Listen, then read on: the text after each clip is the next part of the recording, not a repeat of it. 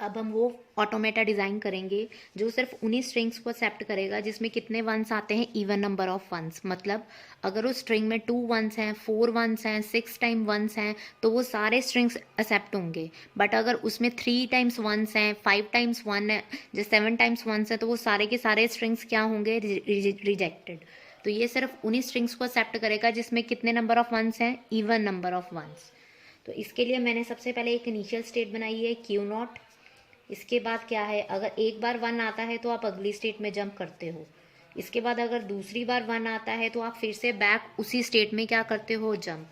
यहाँ पे जो इनिशियल स्टेट है वही आपकी क्या है, फाइनल स्टेट, जो इस चीज़ का ट्रैक रखेगी इवन नंबर्स का। तो अगर एक बार 1 आ रहा है तो आप स्टेट चेंज कर रहे हो, अगर दूसरी बार 1 आ रहा है तो फिर से आप कौन सी, उसी स्टेट में वापस आ रहे हो।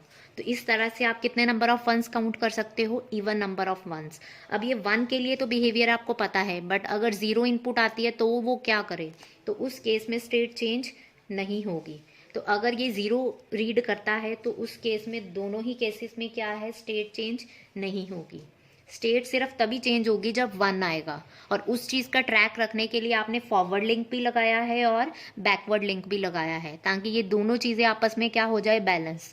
तो अगर ये बैलेंस नहीं होती है, 3 टाइम्स 1 है, तो आप कभी भी फाइनल स्टेट में यानी कि क्यू नॉट में वापस नहीं आओगे।